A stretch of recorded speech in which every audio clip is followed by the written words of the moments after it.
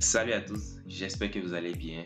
Dans cette super vidéo, je vais vous montrer comment créer l'effet pop-out facilement avec le logiciel Photoshop. À la fin de cette vidéo, vous serez capable de créer des pop-out de façon professionnelle parce que je vais vous montrer détail en détail comment cela se fait.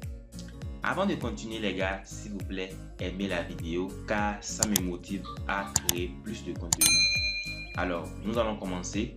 Donc, ce que vous devez faire maintenant, vous devez déverrouiller votre calque lorsque vous avez importé votre image. Donc, nous allons déverrouiller le calque. Voilà, une fois le calque déverrouillé, nous allons créer un nouveau calque de couleur unie. Voilà. Donc, je vais prendre la couleur blanche. Voilà. OK. Donc, ici maintenant, je vais amener ça vers le bas.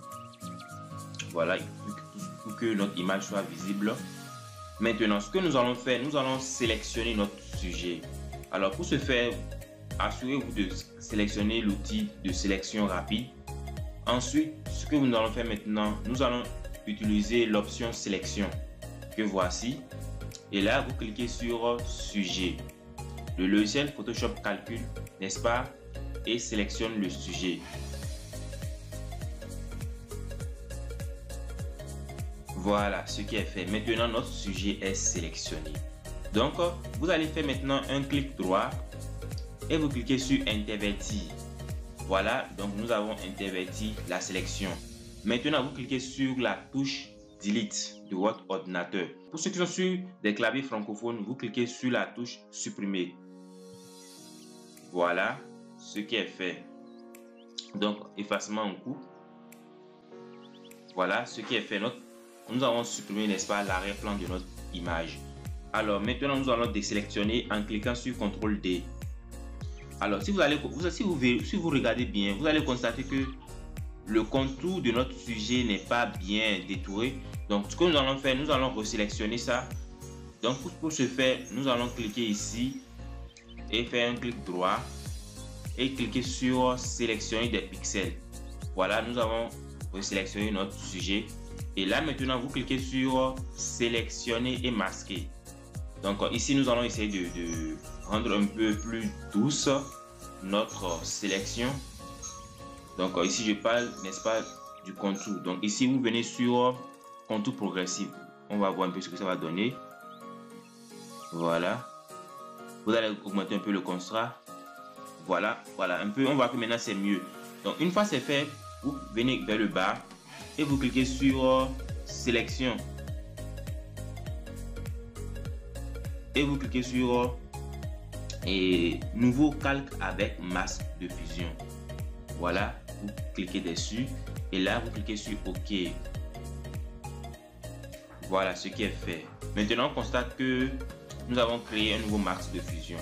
Alors maintenant, comme c'est fait, maintenant nous allons créer maintenant notre cercle qui sera notre arrière-plan. Donc pour ce faire, vous allez venir sur cet outil là. Voilà, vous faites un clic droit et là maintenant vous allez choisir l'outil ellipse. D'accord. Une fois c'est sélectionné, vous venez là, vous créez votre sélection. Voilà. Voilà. Super. Donc ici nous allons changer la couleur. Donc pour changer la couleur, vous venez là. Donc ici je vais prendre la couleur noire. Voilà ce qui est fait. Une fois c'est fait, vous allez choisir l'outil de déplacement. Voilà, pour pouvoir déplacer notre cercle comme nous voulons. Donc ici, je vais amener ce cercle vers le bas. Voilà, pour que ça soit visible. Voilà, c'est derrière l'image. Voilà, je pense que notre image est un peu grande. Donc je vais essayer de réduire la taille. Donc vous faites clic, vous faites CTRL T sur notre sujet et vous diminuez un peu la taille. Voilà, très bien, ce qui est fait. Maintenant, nous allons mettre notre sujet à l'intérieur du cercle. Alors pour ce faire, vous revenez sur votre calque, n'est-ce pas? Vous faites un clic droit et vous cliquez sur créer un masque d'écrêtage. Lorsque vous cliquez dessus, n'est-ce pas, l'image va entrer sur le cercle. Et je vais dire sous le cercle, voilà. Donc ça s'affiche à l'intérieur du cercle. comme vous le constatez ici, voici le signe que notre image vient d'être sélectionnée à l'intérieur du cercle. Une fois c'est fait maintenant, on voit que la tête n'est plus visible, la tête est cachée. Donc pour ce faire, nous allons dupliquer ce calque. Pour ce faire, vous cliquez sur CTRL J. Et là, notre image réapparaît à nouveau. Donc maintenant, ce que nous allons faire, nous allons prendre l'outil pinceau et nous allons choisir la couleur noire, voilà, parce qu'il y a déjà un masque de fusion là que nous allons utiliser pour pouvoir gommer, n'est-ce pas, ce bas. Donc pour ce faire, vous choisissez la couleur noire parce que c'est la couleur noire qui gomme à l'intérieur des masques de fusion. Alors si vous ne savez pas comment fonctionne le masque de fusion, dites-moi dans les commentaires et j'essaierai de vous faire une vidéo à ce sujet. Donc vous cliquez, vous choisissez la couleur noire pour pouvoir gommer. Voilà, on gomme. Voilà ce qui est fait. Vous voyez. Donc voici notre sujet à l'intérieur du cercle. Une fois c'est fait, maintenant nous pouvons nous amuser à créer un effet dégradé. Et là vous cliquez ici, ensuite sur dégradé.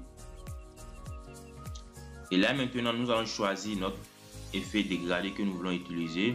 Je vais prendre l'orange, j'aime bien.